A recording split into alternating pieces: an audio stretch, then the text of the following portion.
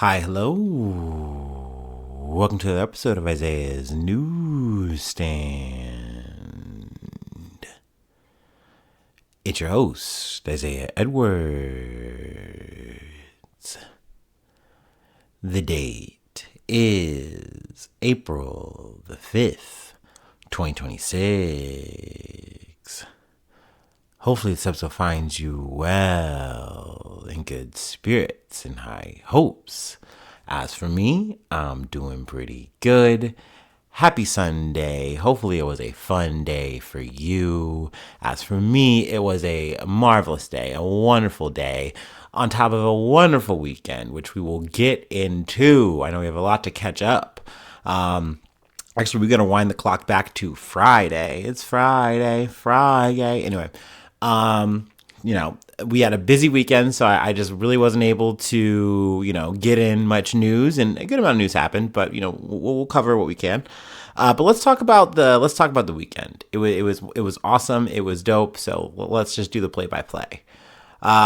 Friday, we get up, we get to work, and, something sinks in. I realized something kind of going through my messages, and I'm talking to the bestie, and this is where I realized I kind of made a bit of an oopsie doopsie.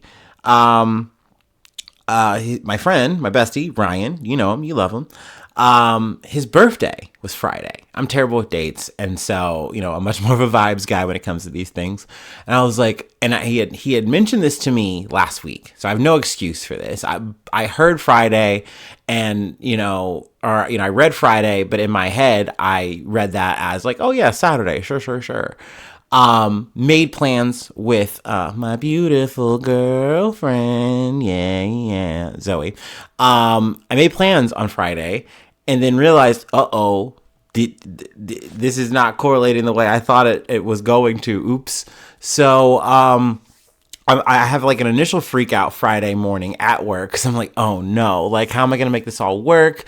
And then I realized, I'm like, wait, I have cool friends, I have a cool girlfriend, like everything's gonna be fine. We can all hang out, and we'll do the whole big hangout, and it'll be dope. It'll be awesome.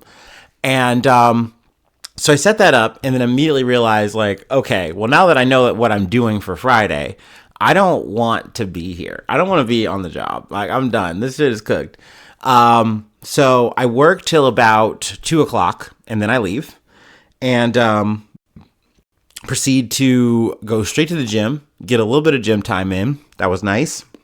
Then I come home, I get ready, and go to Zoe's. Then we hang out for a little quick bit, go to Northside, and we start the night off at Chameleon. We gotta do some food corners along the way. First stop, let's see, what do we eat? We had the usual 3 slices of pizza.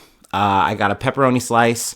I got the Bianca, which to me, the Bianca was the star of the show. I can't remember all the toppings, but I know it had a tzatziki sauce and then also a goat cheese. So that was a winner. That was The veggie had some kind of radish, some greens, and some peas on it. It was fine. I feel like the peas are sometimes a bit of shock and awe. I think the best time I've had the peas so far in the latest runs of pizzas from Chameleon was the shepherd's pie pizza. That was, that made me feral. That was very good. This was, a little bit less than. But anyway, and then I had pepperoni slice and then some, Cajun fries. So got those. Then, let's see, from there, we went to Tavern, hung out, more people. Because, of course, this is like birthday vibes. This is birthday hangs, Ryan, 36 years old. Woo! Happy birthday. He already knows. He got a bunch of beers. He got a big old Pacifico. That was also nice for him. But let's see. Post Tavern, we then go to Junkers to close out there. That was a vibe. It was karaoke night. Um, I realize now that people did see me perform, quote unquote, perform night moves very terribly, by the way. So technically, I feel like I should start counting that as my time doing karaoke because I don't know if it's going to happen again anytime soon. I just said no throughout all the night, you know. Despite, you know, birthday privileges being exerted on me, I'm like, no, I'm not doing it. No way, Jose. I'm already getting sleepy on a Friday night. No way. But no, it was a great time. It was fun. Then from there we go to, you know, House HQ. And, you know, we're chilling for a little quick bit, you know, just kind of powering down, chilling out. Had some pizza rolls and what else was there? There's pizza rolls and pot stickers. Yes, whole big old bowl of those. That was yummy to kind of munch on some of them. We hang out for a little bit. Hang out for a little bit there, and then we proceed to get on back home, and then that leads us into Saturday. Saturday was fun. It was a nice chill day with Zoe. We more or less just hung out for the day into the night. Let me see. I'll get to the food corner. Actually, we just get to the food corner now. Why not? Food corner. Well, we ate our big meal for the evening. We landed on Taco Bell, but then when we got to the Taco Bell, I saw the Freddy's and I was like, "Hey, yo, what if we got this Taco Bell and we got some Freddy's?" And that became the move. So, what I ordered was a Nacho Bel Grande, a Crunchwrap Supreme, and a Burrito Supreme. That's pretty stock for me. Sometimes I might switch out the burrito with like a chalupa or, you know, a quesadilla. I might get a little festive with that slot, or I might just add one. Who knows? Get a little extra. But that was the Taco Bell order. Then we went to Freddy's and got an order of onion rings and cheese curds. And took that home and ate it. And by golly, that was a good call. I had onion rings in my Nacho Bel Grande, and I didn't know I needed that until I had that. Also, just cheese curds anywhere and everywhere. Ooh, you can pop some of them in my butthole. I don't care. I'm down. I am munching. Very good, very yummy. So that was a nice little evening meal. And yeah, we proceeded to you know, throughout the day just kind of hang out, watch you know, some YouTube. We watched, what was the show called? I believe it was actually called I Like to Watch. Let me see, let me pull it up. Yeah, I Like to Watch. Essentially a YouTube show with Trixie and Katya. I realize I'm becoming a big Trixie fan in terms of like from the drag scene. I'm learning, I'm becoming enlightened as I'm becoming so booked and busy. But no, we did that. We watched some RuPaul's Drag Race, and overall, it was a good little cozy time. I really enjoyed my Saturday a lot. And then from there, we you know, went from Saturday into Sunday. Sunday morning, I kind of realized, oh, I have a lot to do. I have a busy day because at the top of Saturday, family friends hit me up and they're like, hey, just so you know, we are going to be doing some Easter stuff. And I was like, oh, okay, cool, awesome. I didn't get back to them though until like the next day because I was so busy. And I was like, okay, I got to get all my usual Sunday stuff done and get to this dinner. So I got to get after it. So proceed to have an early start to my Sunday. Early, I say early, but it was like 9:30 or so. But still, for my usual Sunday, y'all know I'm not usually up and at 'em till like 12. So we get up, we go home, get the laundry together, do that. Then after laundry, we go to the gym, have another gym session. I will say just a bit of a note on this gym session. I did try to go for my max, my deadlift, and failed. That was a bit of a bummer. I was a bit disheartened in that moment. But, you know, did the best of what I could with that. It was a shortened gym session as well as actually so was my Friday. A little bit, not as long, but they've kind of just gotten a little bit shorter as of late. I know they will be for next week because I'm dog sitting. It just is what it is. But overall, it was a good gym session outside of that. We come home. I have a shower, and I take a nap because I'm tired at this point. I didn't get much sleep Saturday, So I was like, all right, I need to get at least like an hour and some change, and then we can get up and go to Easter dinner. So I do that and proceed to get on in mosey. I did get there a little bit late, unfortunately, but no worries. The food was ready and hot for me. So yeah, let's go ahead and do our rundown on what we had for Easter dinner. We had some ham. That was the main protein. We had some mac and cheese, deviled eggs, potato salad with the deviled eggs in the salad. Then we had baked beans with the bacon in it, all through the bit. And then we also had rolls with cinnamon butter. And by golly, the cinnamon butter was popping. So yes, very yummy. Proceeded to catch up, have a good night. Very cool, cozy situation for Easter. And headed out a little bit early because I'm like, look, I haven't podcasted in days. And I literally was like, I had the Sophie's Choice, the fork in the road scenario of like, well, do I want to potentially try to do a late night grocery run, or do I want to do a late night podcast episode? Because I'm probably not going to have the energy to really do both. So I was like, I got to yap. I got to talk to my dear listeners, my newsies. I got to say hello. So yeah, definitely that is where we are at on this Sunday evening. Actually, technically minutes to midnight as I am recording this currently. But yes. That was my weekend. It was awesome. It was great. Put a big old smile on my face. Once again, happy birthday to the GOAT. And yeah, let's go ahead on that note, do our startup, and let's get into some news. Now, I said there was a lot of news. We really are only hitting like 4 of the bigger stories. There are more, of course, in the milieu of news. But this is what I feel like I'm able to cover, and I feel good with that. So I'll say it that way.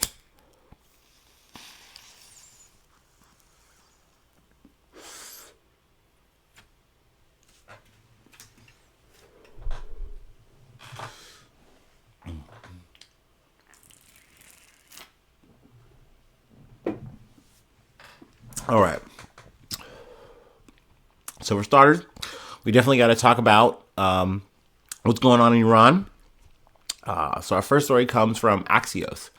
Second crew member from F-15 downed in Iran, rescued by U.S. forces. U.S. Special Forces rescued the second crew member of the F-15 fighter jet that was shot down over Iran, 3 U.S. officials tell Axios. The crew member, a weapons systems officer, was wounded after ejecting from the aircraft on Friday, but could still walk and evaded capture in the mountains for more than a day, one of the officials said. The shoot down was a nightmare scenario for the U.S. military, with the Islamic Revolutionary Guard Corps, or the IRGC, also racing to locate the missing U.S. officer in southwest Iran. Both crew members were rescued in Special Forces operations inside Iran. One official said Saturday's operation was conducted by a specialized commando unit with a high volume of air cover, that the U.S. forces unleashed a hail of heavy fire, and that all of the forces were now out of Iran. According to two sources, the F-15 pilot and weapons systems officer both made contact via their comm system after ejecting on Friday. The pilot was rescued several hours after the plane was shot down. During that rescue operation, Iran struck a U.S. Black Hawk helicopter, wounding crew members, but it was able to fly on. It took more than a day to locate and rescue the weapons systems officer. So yeah, this was taking place from like Friday to Saturday. I was just kind of like clocking this news, and I was like chomping at the bit to I was like, oh, I want a podcast so bad about this. This shit is so crazy. Because it has been very interesting to hear the likes of Pete Hegseth or Donald Trump say, or Benjamin Netanyahu, whoever, essentially saying like, hey, we hit them so hard, especially in the first 2 weeks of this shit.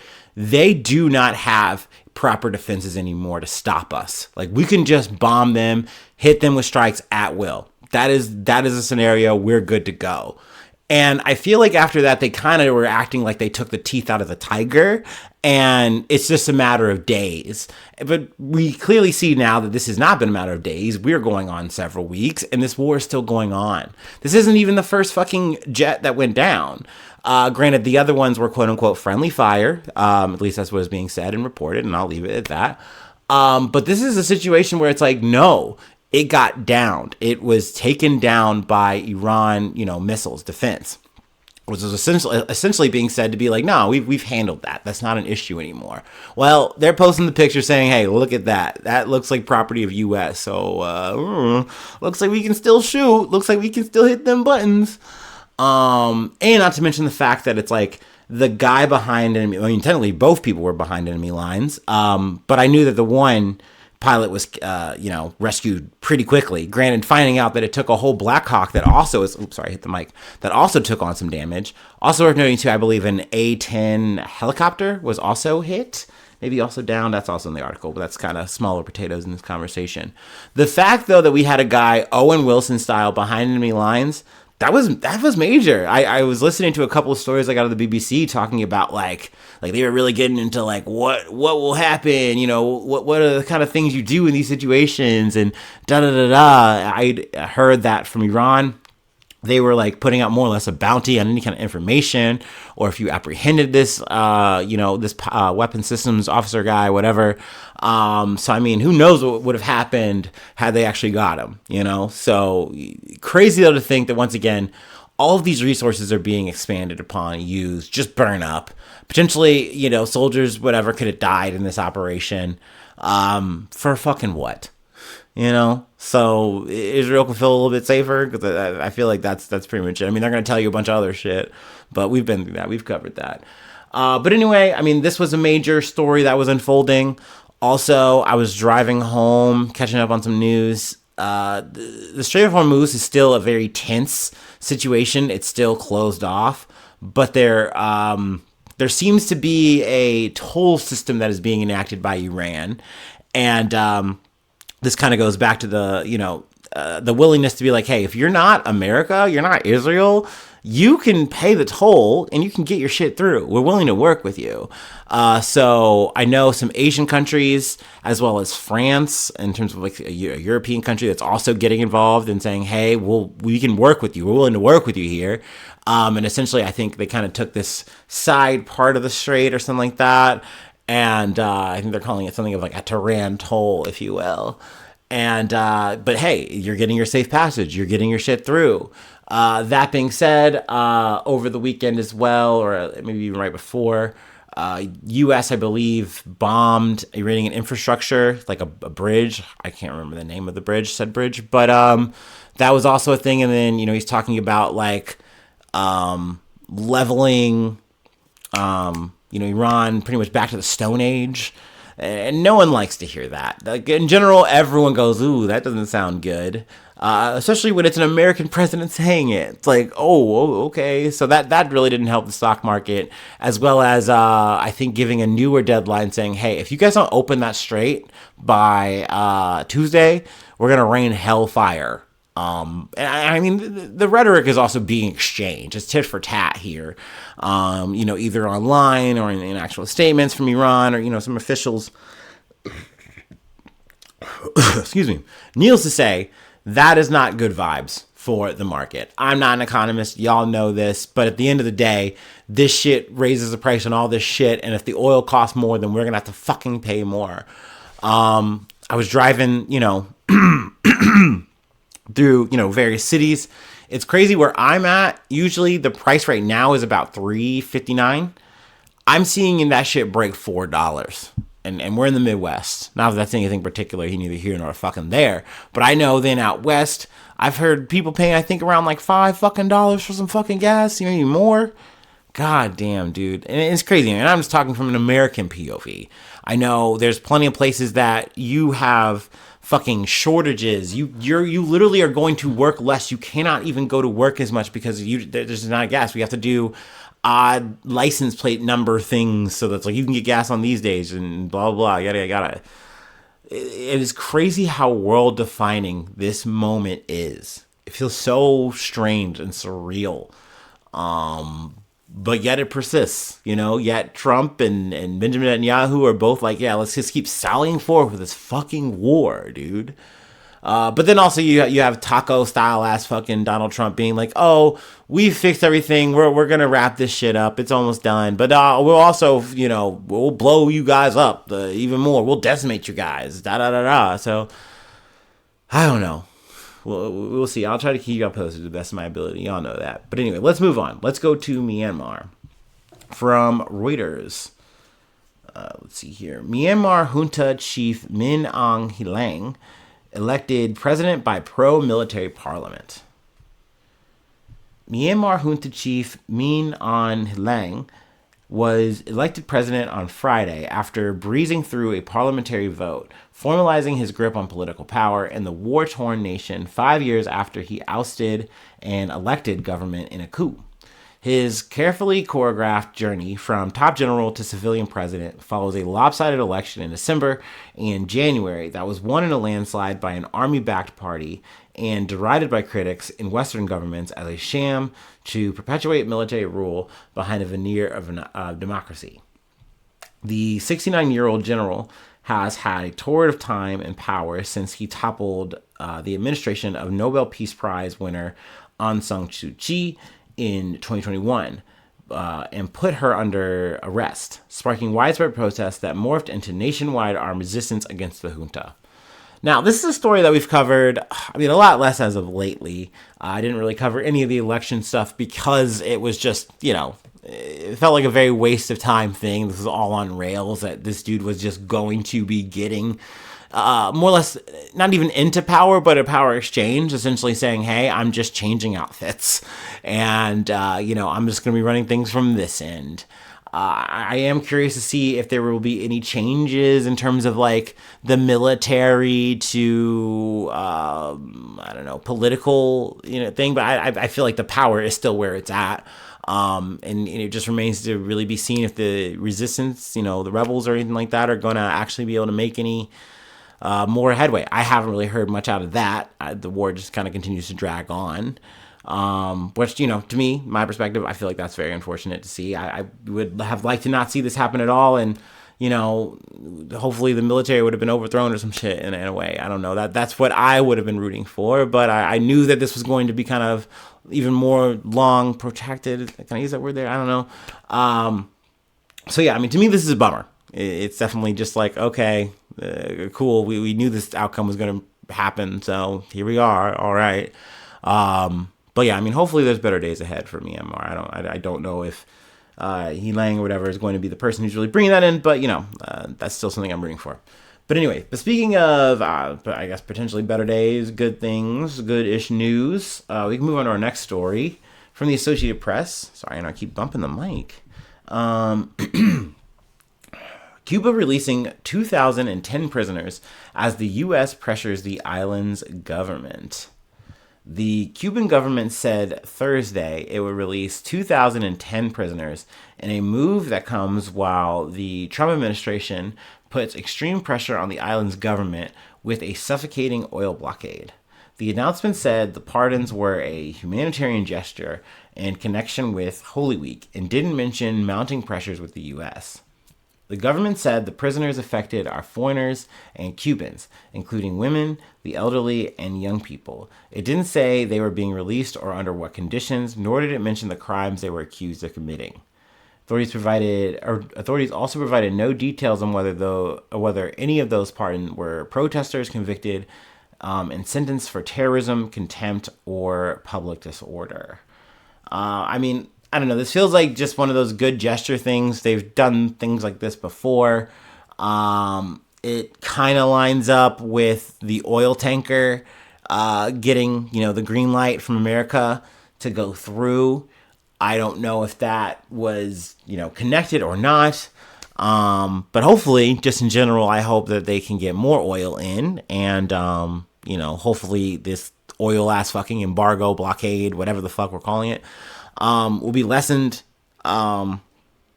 I don't know. Even so, I mean, we definitely we need to do better by Cuba. It's so sad that this is a situation where we just say, oh, well, because of communism, we get to choke out a fucking nation. They're in our backyard. We get to just do this. And we've been doing this. This isn't necessarily like, Trump stuff. But like, what? Obama was like, yeah, you can go there now. You can do some tourism. And that was the nicest thing we've done for them in decades. It's fucked up. So, yeah, I mean, hey, this was news. This was important. I figured, but yeah, we'll mention that. Now, we're going to go to our last story. Technically, is this a story that we need to talk about, cover? No, we don't need to talk about Gucci Mane. But, Gucci Mane got fucking kidnapped and robbed at gunpoint. And I was like, I want to yap about this. So we're going to yap about it to close out our episode. So yeah, let's go ahead and take our last break, and we gotta get shiesty with it.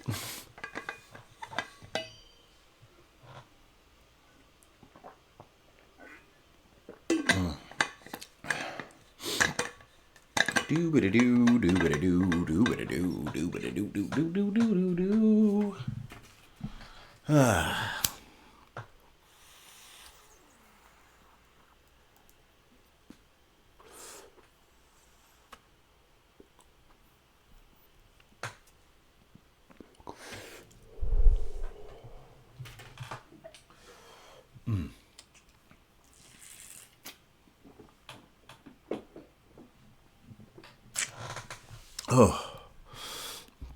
Whoa, yeah. All right, from CBS News. Gucci Mane kidnapped, robbed at gunpoint in Dallas studio ambush involving rappers Pooh, Shiesty and Big 30, DOJ says. Oh, yeah, also randomly, speaking of DOJ, this triggered a thing. With Pam Bondi getting fired.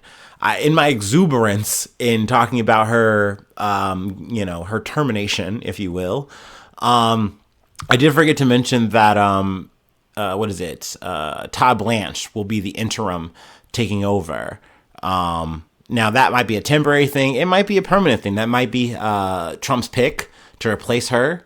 But it's also been floated that the likes of a Lee Zeldin, I believe his name. I don't know his fucking game, but I'm sure he's a fucking piece of shit, just like Todd Blanche. We've talked about Todd Blanche. He was involved in terms of like the Ghislaine Maxwell fucking sweetheart deal, shit like that. He's just, in the orbit with Trump. He's a bestie. Anyway, not anything over there. We gotta get fucking goddamn shiesty with this bullshit.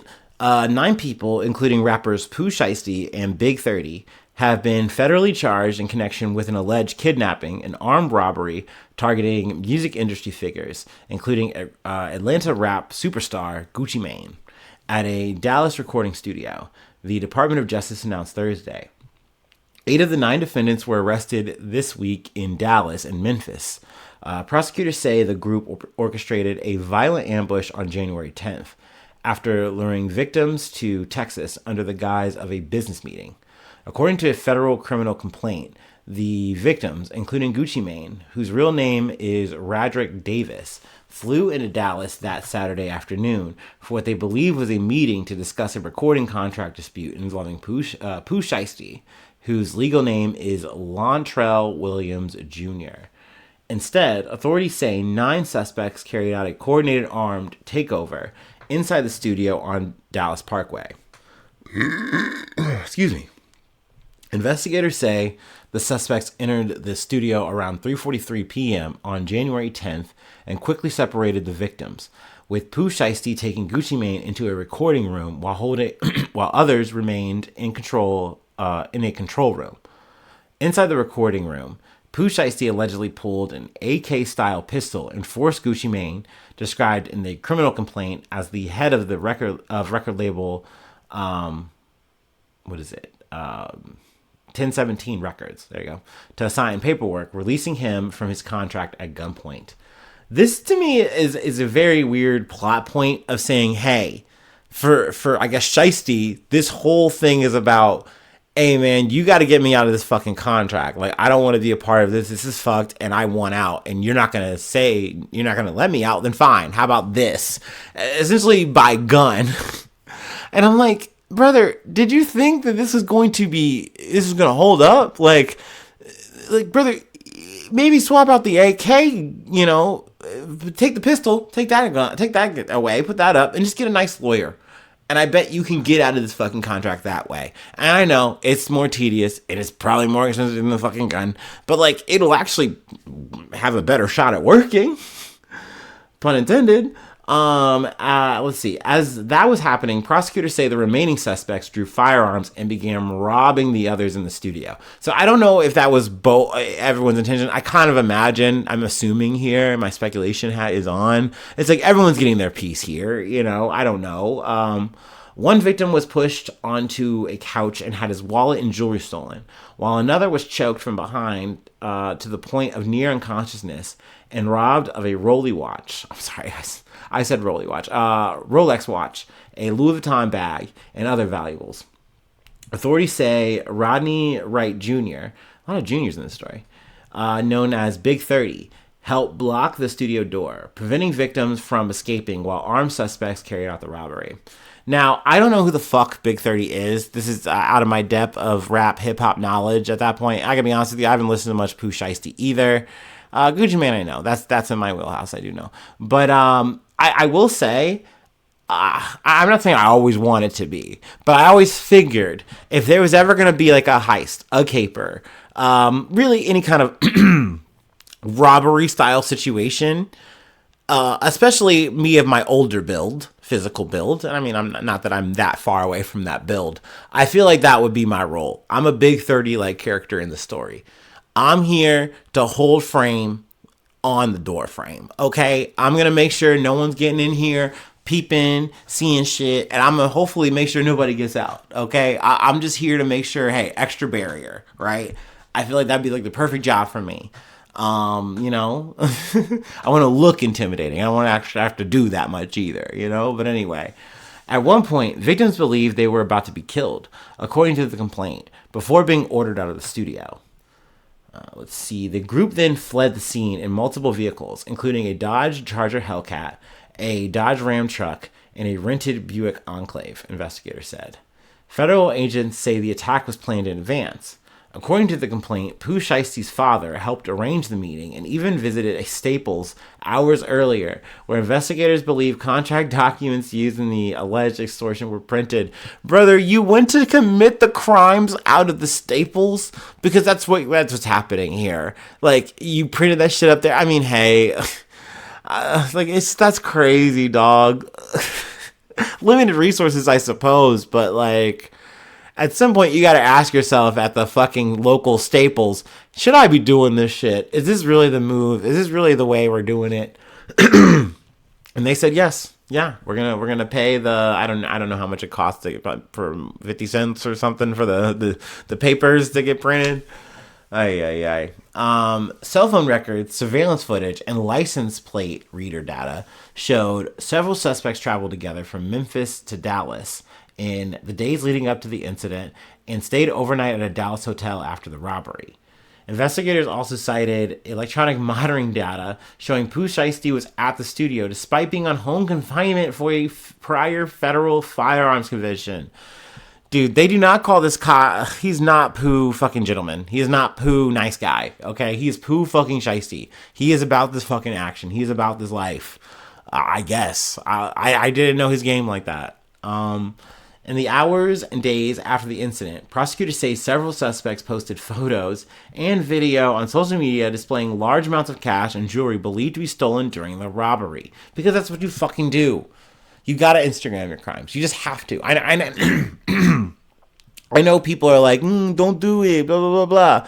You gotta flex. That's part of it. You know what I mean? And it's dumb. It's not correct. You shouldn't do it. But there's just part of the human condition, I think, that just can't help themselves sometimes. They just gotta be a head ass about this shit. Not to mention, you were already a head ass in terms of the orchestration of said crime. Like, nothing about this is giving perfect caper. You know, if we were doing this as like a heist rating or thing like that, I would give it an F. Like, brother, you were never even gonna get the intended goal that you wanted, and you guys physically bludgeoned a bunch of fucking people for what? For what? It got you some fucking jewelry and some, likes And I mean, hey, maybe you spent some of that shit on the way. Maybe you blew up a fucking Buc-ee's. That'd be fun. I don't know. I would like to do that. Obviously, not literally, since, given the subject matter here. But, I'd like to get some brisket. Maybe blow my fucking shit out. And, once again, not with a firearm, of course, but, just that hearty food. Anyway, let's continue. Fingerprint evidence recovered from items inside the store, including red plastic cups, also tied multiple suspects to the scene, according to the complaint. All 9 defendants are charged with kidnapping and conspiracy to commit kidnapping. If convicted as charged, each defendant faces a maximum sentence of up to life in federal prison. The FBI Dallas Violent Crimes Task Force is leading the investigation with assistance from multiple federal, state, and local agencies across Texas and Tennessee. Whew. So yeah, what a fucking story. What a fucking situation. Also, not the first time that Gucci Mane has been on the receiving end of fucking shit like this. Goddamn. I mean, and not to mention, he's had his own, legal run-ins, blah, blah, blah. That's how we're covering today. But, needless to say, what a hell of a weekend. That's all I really have. Normally we would do some shilling, but it's Sunday. I don't really feel like doing that. So yes, hopefully I see you soon for some more good news. I love ya. Bye-bye. Mwah.